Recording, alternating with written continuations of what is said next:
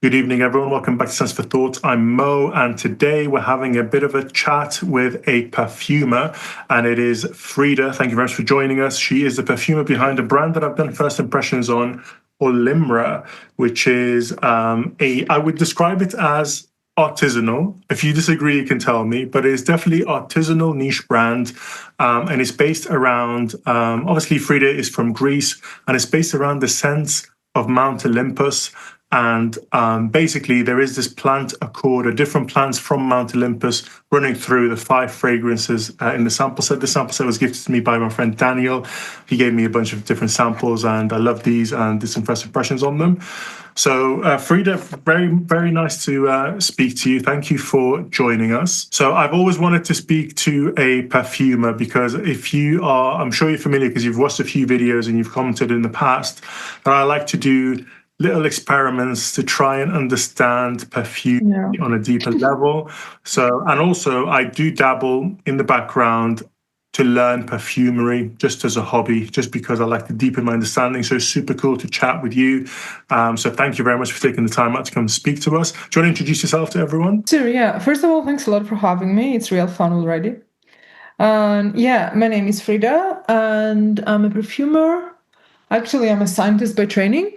I have a PhD in chemistry. And now I have my own brand, Olymra, as you very well said. It's a very new brand. It's artisanal niche, and yeah, it's around the accords of the rare plants of Mount Olympus. I know when I sampled these, they weren't available yet, but they're available now. Is that correct? Yeah, actually, I just launched. Oh, brilliant. Actually, tomorrow I'm sending the first packages out. Oh, amazing. So check out the website, guys. Definitely recommend getting a sample set at least. Some of these are really amazing. Check my video link in the description of my first impressions. They're really awesome. So first of all, aside from having the brand and perfuming and the scientist background, you obviously, for someone to do something as insane as launching a niche brand out of Switzerland, of all places, I'm scared to ask how expensive that must be. But before we do that, obviously you are a fan of perfume, a perfume nerd like myself and all of our viewers, really. So I want to ask you some questions just to get a feel for your taste in perfumery and what kind of perfumes you like. Because some people are like, oh, I like the funky animalics and stuff like that. Some people like a really super French perfume. So what are some of your favorite brands and favorite fragrances? Yeah, that's actually a really good point. Depends on the use case. Depends if you're asking me, do you appreciate the artistry in this perfume? What's your favorite perfumer? Do you like the work a brand has done, or do you want to wear this? They're very different questions. So I actually really respect the work of Andy Tower in general, because he's also a chemist. I feel he's done a lot of a very good work on what he does in general, and I really like this. I do feel that although his stuff is quite niche and artisan, I'm very happy to wear them. I like to wear things that are unique. I like things that are vintage leaning. They have a vintage flair. I like the old shiphoos. A shipho is always good. I like old stuff. I like sometimes very experimental stuff, but not necessarily to wear them. Like, there was a brand that I used to always have in mind, Bog, the Italian brand Bog. But actually, I met the perfumer in an expo, and then I really got it, and then I really get into this brand. So it's not just the scent for me, it's also the story behind it. It's the connection you have with something. But of course, I love all the classics, right? I love all the classics, for example, Fougères, the classic irises, the classic Cipro, all the classics, I love them. But I don't wear or buy mass perfume anymore because of my brand and because of what I do. I end up just wearing pretty much trials all the time, because I want to see how things develop on skin. So what was like one perfume, like maybe before you started perfumery as a hobby, then as a profession, that was like, yeah, this is the one, I love it. It changed your mind, because there's always like one or two that like changed the way our brain works. Was there any particular that you could pinpoint? Okay, of course, all the classics like, the Old Guerlain, Mitsuko, all of this stuff, whatever, all the classics, Ziki, whatever. These are the old ones, amazing. But that's not what changed my mind. Actually, ironically, what changed my mind was a perfume from Andy Tower, the Rosé Incense, which is not even a very balanced perfume. It's not even arguably it's not his best perfume. I just there's something in this perfume that is really kicking in me. It's quite bold, and I like that. I don't know why, but that really kicked in me. This perfume.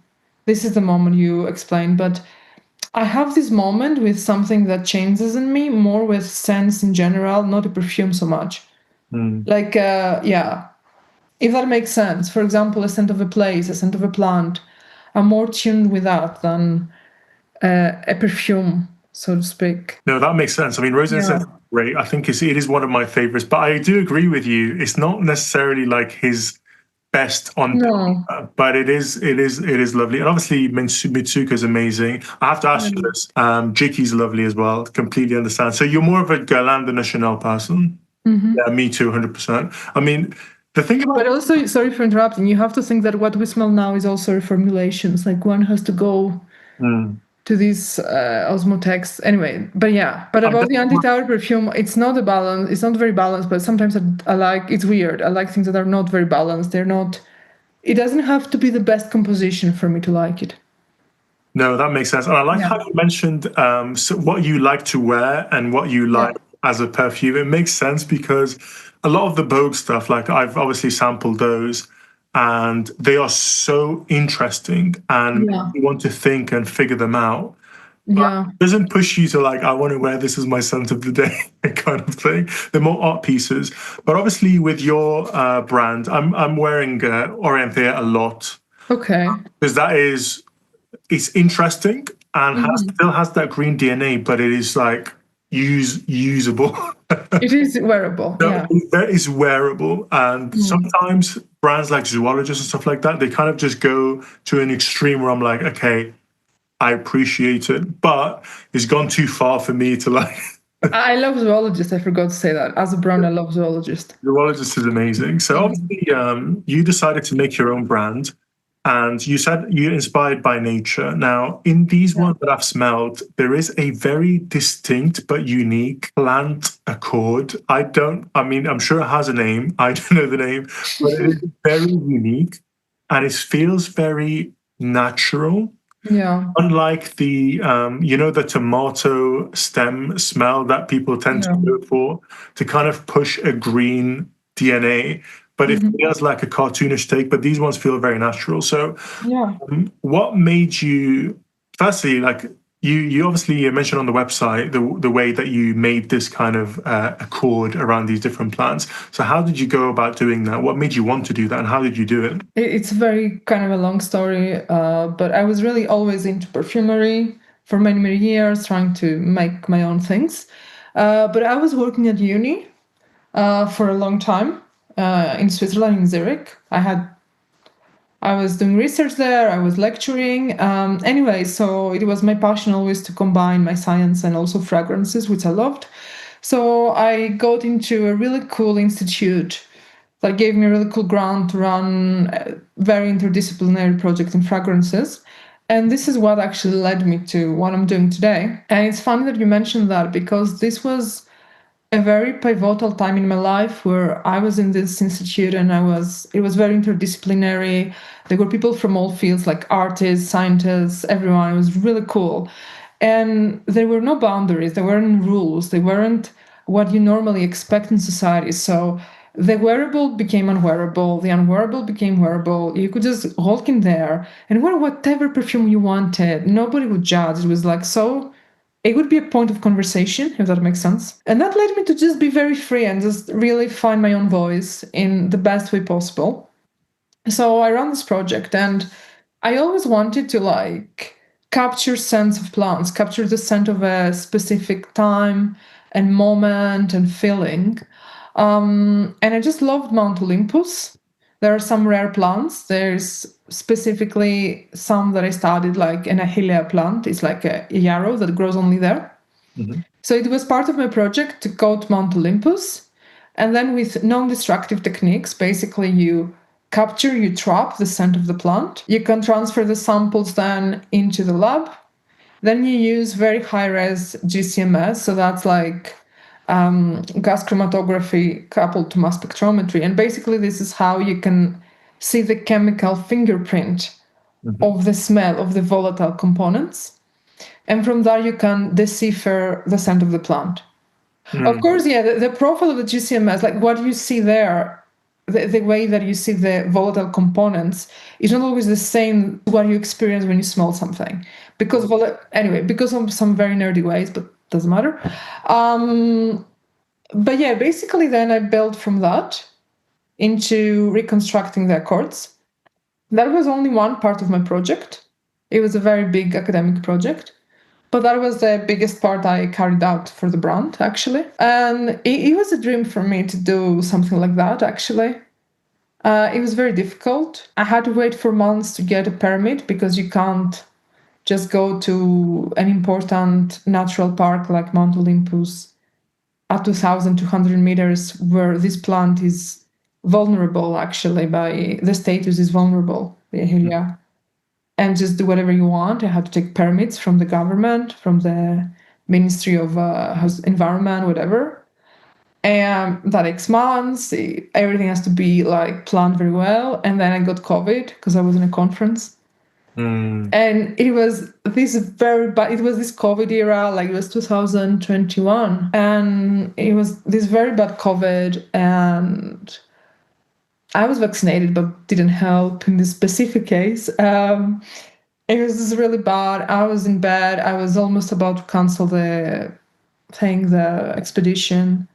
I had to really like push myself to be able to just go ahead with that because it was a dream. So it's actually a very personal story to me of how I managed to make this happen. Like, and then from that in the lab, once you have the chemical profile of the volatile components, then it's about translating into something that makes sense as well. And something, because I've smelled these plants and I wanted to also make something that makes sense. And then the difficult part was to make something to incorporate them in a way in the perfumes, as you said, that is also matches my vision. And I tried to do it like in 4 of the 5 perfumes. I wanted to incorporate them, but not make them the only component.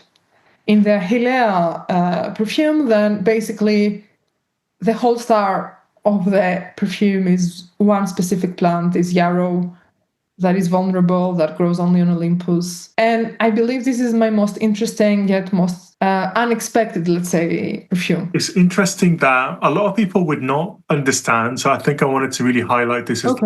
You're actually not just getting the plants and, I don't know, growing them in a farm and then steeping them and you're doing the typical standard stuff. No, you're actually doing a chemical recreation of the smell as a way to be sustainable about these plants because they're rare and obviously only grown on Mount Olympus, and it would be catastrophic to go and like try and farm them or. Oh, of course, you're not allowed to do that.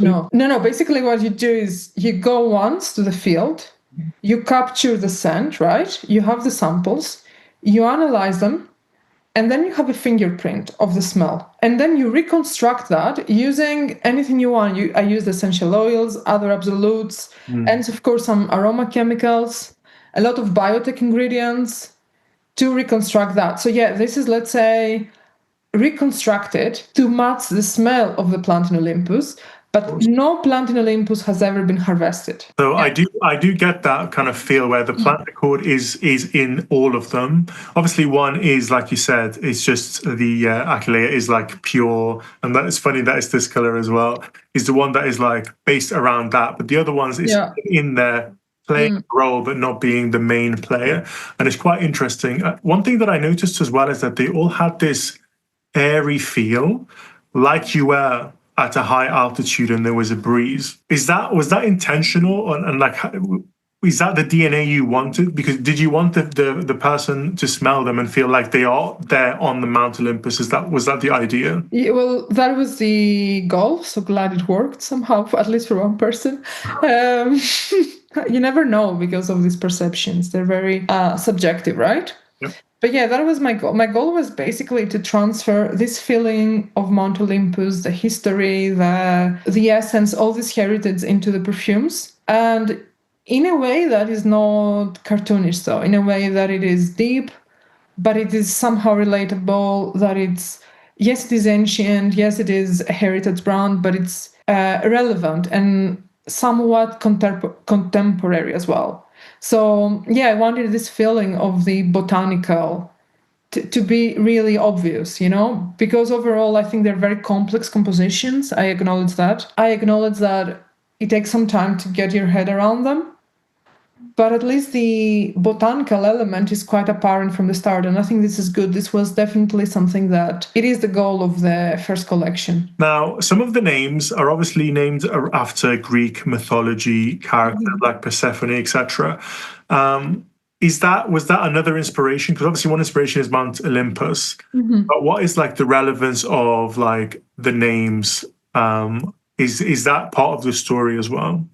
Yeah, it's a big part of the story. So generally, what I wanted to do is to honor heritage, my Greek heritage, because I'm Greek. But again, not in a stereotypical cartoonist way that I see very often around me and I'm not very fond of. Yeah, because I feel that there is a connection between the geography, the place, and the people and the history. I've met people actually a lot in academia, in my previous job in academia, that were in other fields, and they were doing a lot of social anthropology and this type of research where you don't just isolate a place, you study the place within its history, its people, and it's all becomes one. So I do feel that the mountain is a very like charged mountain for my country. It's a very important mountain. It carries so much history. It's not just the nature and the place isolated, it all comes together. So I wanted to bring some ancient Greek names that mean something to me at least. And I feel that they are, if you really go deep into it, maybe it sounds so obvious in the beginning, I acknowledge that. But if you go deep into it, they mean something and they do decipher a very specific component of the perfume. Like the Achillea, for example, it's named both after the plant, which is an Achillea, is the name of the plant, is Achillea ambrosiaca. It's a yarrow, basically, that grows only on Olympus. But it's also named after the hero Achilles, who is both a very strong hero but also very vulnerable. And it's this interplay between this amazing plant that is like, it's really tenacious, it grows on the rocks, but it's also very vulnerable. I wanted to show this through this myth, through this allegory, through this symbolism. And yeah, for example, Orianthea, that you like a lot, this perfume. This is a made-up word that is combines Oreads, they are the nymphs of the mountains, and Anthea is the goddess of flowers. And it's a very goody, neroli, but also airy, mountainy, Olymra chord, as you said, perfume. And I wanted to bring this very light, beautiful, solar in some way aspect to it. Yeah, and Thalmiron, it's the first part of the word comes from thalassa, which means sea in Greece. And it wants to show this marine element, that exactly this feeling of being near a mountain and feeling this air breeze. Basically how I imagined this perfume was like waves on a rock, Do you know what I mean? Yes, of course. Yeah. Yeah. How do you come up with briefs, or rather the idea? Obviously, you have the general idea. You want to extract the smells of Mount Olympus and link it to Greek heritage. But do you just have to go and live life and think, you know what, this smell has inspired me, smell of nature, smell of this, I went on this trip, etc. How do you come up with the idea? For me, I'm just quite sensitive and emotional as a person, and it took me a long time to accept that. But there's always things that inspire me and speak to me, and it can be a person, It can be that I meet an interesting person. I have a friend, for example, and I say, okay, I want to make a perfume for this person that, or I travel somewhere and I see something, like I can hear a song, or I can just see two people interacting, and that can inspire me. I'm also very conceptual. Like I want to turn sometimes concepts. This is very deep in me. High level concepts into a perfume. Like for Olymra, the high level concept and idea that all had to coalesce into these perfumes was, how do we take the heritage and the soul of a place, like the soul of Olympus, the soul of Greece, and distill it and put it in a bottle. Yeah, and I like combining things. Like I like combining, for example, the ancient Greece with a specific mountain. I like to find a common thread, a pattern into things and turning into the what I want. So this is a main inspiration for me. And as I said, also people like if a friend asks me to make a perfume for them, or if I think that, oh, I could make a perfume for this person. But I work a lot with concepts, with places, with ideas, with like it can be an idea about freedom, for example. How do you express freedom in a fragrance? It can be things that are very abstract and things that are very specific as well. So it doesn't always have to be tangible. Now, obviously, you've been perfuming for some time. Yeah. And I've been perfuming for months. Okay. Nice. If you were to start all over again, okay, and there's a lot of people that are going to be watching and they're going to be like, wow, I want to start to make my own stuff. Yeah. Would be, let's say, the three main tips you would give. Something that you've learned, maybe the hard way, like, damn, I should have done it this way, it would have saved me a lot of time. So, for context, at the moment, I've been advised to just spend time learning materials. Yeah. Don't Yeah. rush that. And the idea is to learn not just the material that you spray it, you smell it, and you're like, oh, yeah, cool. But to learn about its development, hours, and even days later. Yeah. So that's the stage where I am at the moment. But just generally, from your experience, what would you say, like I know there's no shortcuts, but what would be the top tips that would maybe save someone time or grief? What we describe is common method, like, and it's really important to know your materials. Depends on the background of the people. I think if people want to play on their strengths, if they have a chemistry background, they should really link into that as much as they can. If they don't have a chemistry background, it would be good if they start understanding some concepts like volatility, like what is the difference between an absolute and an essential oil, the different methods, of distillation or production, things you can do. Like I think Luca Turin books are really nice, some of them at least, to help someone with a non-natural science background, non-chemistry, non-biology background to grasp some of the concepts. Books from Philip Kraft, but he's a scientist, he's a chemist, might be a little bit more intense, but might be helpful. Basically, I would encourage people to really read and to really, as you say, start from the basics. About materials, I believe, yes, people should really focus on materials. But what I don't like in some perfumery schools is that this at the expense of creativity and freedom. So yes, you should really, really know your materials. And I feel you should smell your materials not only on paper strips, because some materials don't develop beautifully in paper strips. Like you could smell them in ceramics. You could buy some special ceramic, how's it called? Bell jars or little things you can buy from some companies and develop there. They're special, or you could try on your own skin, see how they develop. Yeah, but so there's not something specific I would have done differently. But I think this is good advice for people. And it's also good advice to, I think, be experimenting, be bold, like try things, and if they don't work, you can redo it. Like nothing's gonna happen. The difference between, I think that's the point of art, that it gives you freedom, right?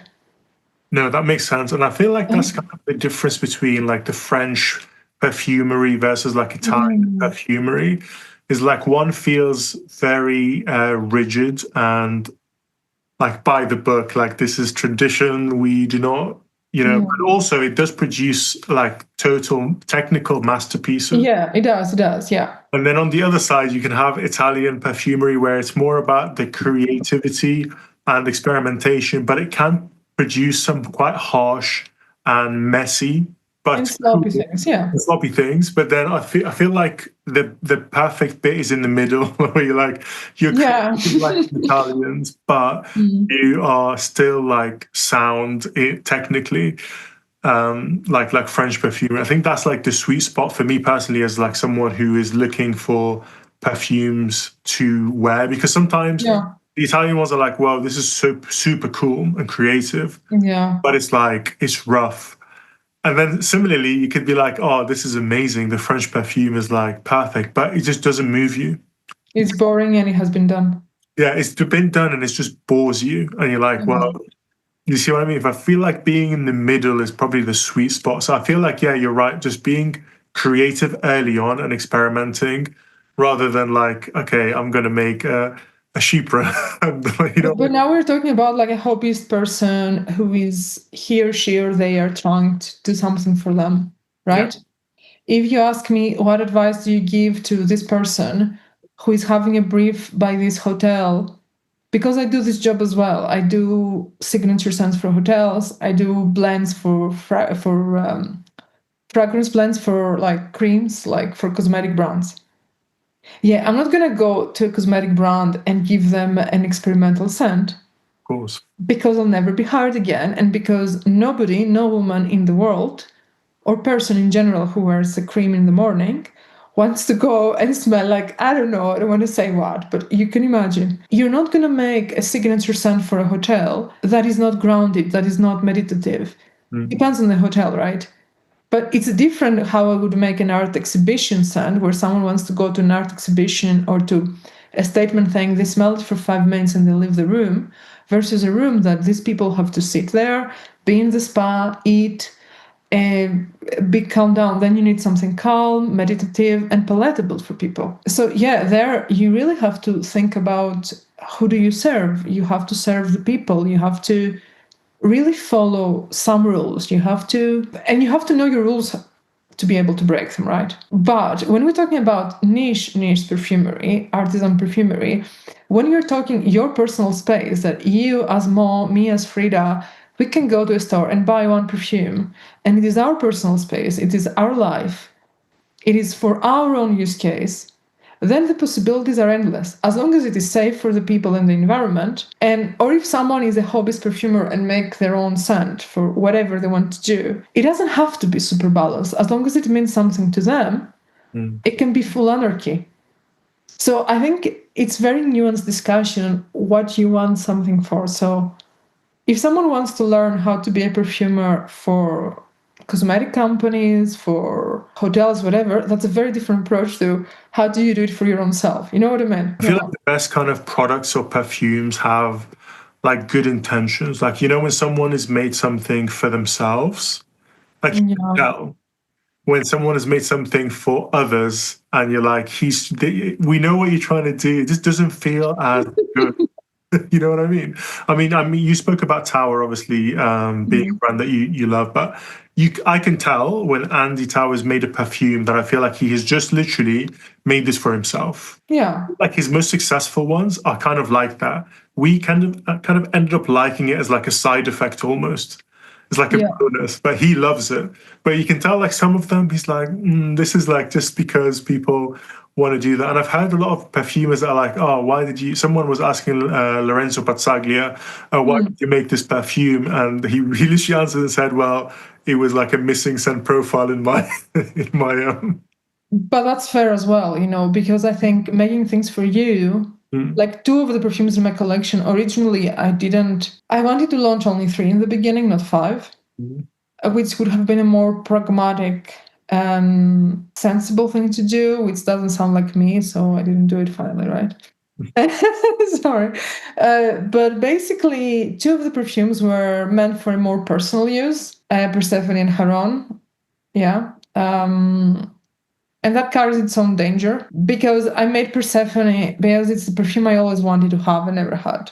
right? And it is a very nicely developing perfume on skin because I was developing it on my own skin day and day and day and night. And you see that is very like that carries its own risks because my dream of a perfume, what I think is like good for me, might not be what you want as a customer, might not be what other people experience. So I think there is merit in every approach. But yeah, I think as long as people are passionate and authentic, I don't mind so much if they made something for them and then end up releasing it, or if they made something because it was a missing scent profile and it came out from the very good intention to serve people, to give their people that they love their brand something nice, right?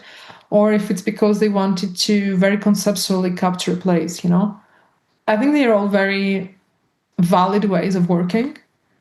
I think the most important is, do you try your absolute best? Do you go to this formula, to this perfume, to anything you do and give your absolute best, and you really like exhaust the possibilities of making it as close to perfect as you can?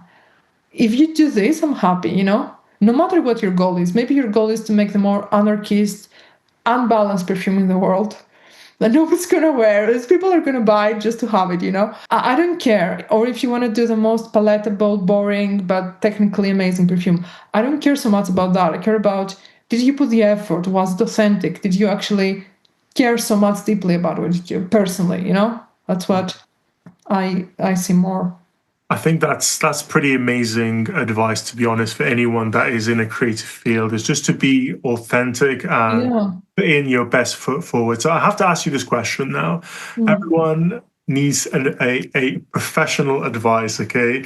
You are a perfumer after all, so there's no better person to ask about this than yourself. I'm sure now you watch some fragrance YouTube and you know that words, and you obviously read Fragrantica, and you know that words like maceration get thrown around like in totally used in the wrong context. So I'm going to ask you to talk about what is actual maceration and what is actual maturation in a professional perfume setting. So in a professional perfume setting is you take your blend, right? Which will typically be some aroma typically, let's say the average perfumery that exists. If it's a natural perfumer, it will be mostly naturals, absolutes, essential oils, tinctures, whatever this person is working with, and aroma chemicals. Mostly a mix of both, right? And you would make a concentrate. You have this concentrate now, right? Typically, you would have to like age this. Let's put it. Typically, you want to do this away from light, away from air, in a tight, sealed vessel, ideally an aluminum vessel, in a dry, so no humidity, no light, no direct sunlight, not a lot of air in the vessel, as tight as possible. Okay. And then you would leave this as much as you, depends on your trials and your style as a perfumer also, because there are perfumers who do more maceration, others who do more maturation. Depends on the person, right? Okay. And their technique and the specific blend. And then once that has aged, let's put it this way, you can take it and then you can dilute it on your carrier, which in our case is perfumer's ethanol, right? Into your desired concentration. You would still have to age now this final blend, this final perfume. And then you bottle it. And once you bottle it, the processes that we call maturation and maceration and things like that, in theory, shouldn't occur anymore. It's a bottled perfume. Or they don't happen on the same way that they are intended to. There can be other forms of aging, other forms of chemical or physical changes in the perfume. Definitely oxidation, because like when you have, no, this is not a good idea, but this one, when you have so much air here now, and you keep spraying, so you keep putting more air, more oxygen in, you're gonna have more oxidation on this perfume than if it was in the tightly sealed aluminum flask, for example. But yeah, I see what people are saying. It doesn't mean that the perfume cannot age in this one. Yeah. Yes, there are, as I said, physical and chemical reactions that happen here. And you see in some perfumes that have vanillin that they change color, for example. Yes, all these things happen. Like, it's not that, oh, it's here and now it's nothing changes. Okay, no, that's not what I'm saying. I'm just saying that typically, if the processes have been done rightly and the correct way in the laboratory, in the production lab, you shouldn't have to do anything. You should be able to just take this perfume and just enjoy it. So I've done obviously these experiments to see if things happen or not. Because some people say nothing happens. Okay, it's all in your head. Your tastes just change. You just remember it incorrectly. Obviously, I got these twin bottles, and I got an air dent in one of them and left the other one totally unsprayed and sealed. They're both patches. I'm sure you've heard about this. And there were some changes, and changes where, for some reason, generally, I'm generalizing, some didn't change at all, like an Amouage Epic Man did not change whatsoever, whilst the others, slightly cheaper ones, Dior Fahrenheit and the Lalique Encre Noire à l'Extrême, I found that they were the ones with the air dent in and left with that air, but away from light, to kind of do their thing for about three to 3.5 months. Is that those ones that were already used smelled a little bit stronger and not richer. I would say, if I was to describe, it feels like they kind of opened up and the notes were more present, whilst in the fresh bottle, they smelled like they were not as clear, not as obvious, not as easy to pick apart. Now, why does that happen? And is there a pattern between cost or quality of perfumes? Obviously, Amouage is top tier and uses a lot of cheaper stuff. Or is it mainly about the type and style of perfume? Maybe heavier versus lighter, freshies versus incense and woods. How could do you expect these changes to happen, and how could you kind of rationalize them? So you do expect changes to happen. That's why when you develop a product, for example, perfume, even worse with cosmetics, right? Even more stricter. You have to do stability tests, and you have to, in theory at least, recommend a period after opening on the packaging for reasons like that. Okay. In cosmetics, it's very strict and important for obvious reasons. In perfume, it's more of a matter of taste. It's like, anyway, it's not necessarily, to answer your question, indication of quality in that sense. It's more of a question of what type of materials are there. And by that meaning, what type of molecules are there? Because in either it's the most expensive absolute or essential oil, whatever, or it's an aroma chemical, it's all about molecules. It's all about like molecules that are there. Some of them are more prone to oxidation than others. To make it very much more easy to understand, to make it easier to understand, you have some notes, like, for example, citruses notes. You have these very light molecules, so to speak, okay? These very more airy, I'm saying it in a very vulgar now way for the average chemist, but just trying to make it easy to understand. These are more prone to oxidation. These are easier to change molecules. That's why they're easier to leave the room, let's put it this way. Of course, when you have things like amouage that are very heavy, they have a lot of resins, or they have some very robust molecules that don't biodegrade easily. Some, especially this heavy, sandalwood thingy, woody thing, they are full of sesquiterpenes, of heavy molecules, all these type of things. They're much more on the base, they're much more robust and less prone to oxidations, like for example, aldehydes. But it really, I don't believe it's a question necessarily of quality. It's also a question of what is the intention of this product? What is the point of this product? How was it designed? And as a rule of thumb, again, a very vulgar rule, when you have things that are very heavy and resinous and wood and sandalwood and things like that, they're not gonna change so much. If you have things that are neroli and citrus and aldehydes and God knows what, very top heavy, head type of notes, you'll see the major change there, you know. What about people that say the perfume has gotten stronger? Now, could this be rationalized by the alcohol evaporating faster than the oils that it carries? Thus, it's technically more concentrated after a while, or not necessarily? No, I haven't thought of this, to be honest. I think perfumers have gotten stronger because So over time, so let's say you've just opened a fresh yeah. bottle, and then versus a bottle that's like 2 years old with like half of it is air, and some people Okay, this that's what you mean. is more Okay. stronger, it lasts longer, or is this more potent in strength, in longevity, in sillage, and certain projections, and things like that? Oh, okay. Now I see what you mean. So basically, okay, I don't know, probably I don't know, I haven't really thought of this. I But was I just, would assume that a lot of the toppy things go, like, yeah, there is like a, you know how the perfume, let's say you made a perfume and it's 20% concentration. Okay. yeah. And then it goes to like, yeah. And would potentially, okay, after you've like the bottle you have now, you let's say you've had that for 2 years and it's got full of air now, and you've got like 30% of it left, okay? Yeah. Does the alcohol, now alcohol is volatile, rather more volatile than, let's say, labdanum, right? Which is, Yeah. And now it's more concentrated. so that Yeah, it could technically, happen. if you actually like calculate the concentration again, potentially that one's now maybe 24% or something like that. Does that make sense? Or am I just, it's an No, assumption? it could happen. Depends on the how sealed is the bottle, what is happening. It's hard to.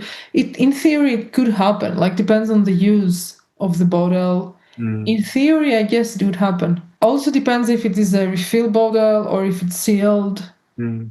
Yeah, but it could. Let's say someone says, I bought your perfume, okay, and I used it, and it gives me like a good 6 hours of detectable longevity, right? Yeah. But I've been wearing it for 2 years, okay, and it's basically like half full now. But now it's giving me like 10 hours.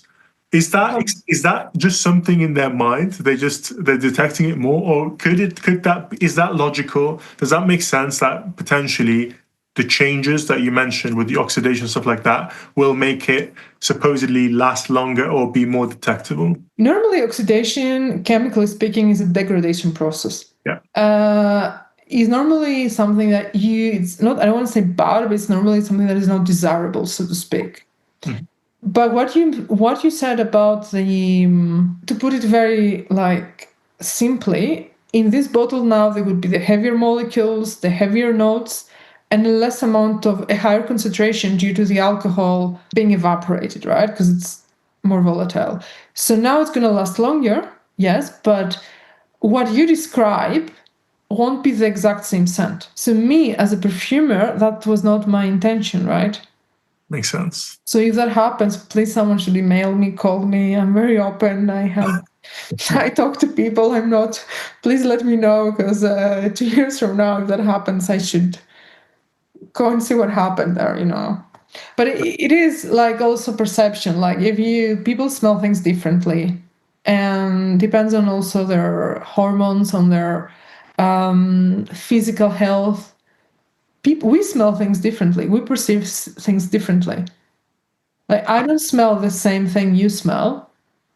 I don't see color in the exact same way you see, right?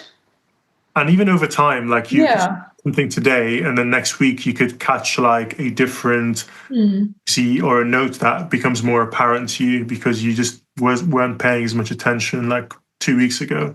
So yeah, it's very complicated how people perceive perfume, and there are some chemical explanations to Yeah. changes, but some of them will definitely be due to just perception changes.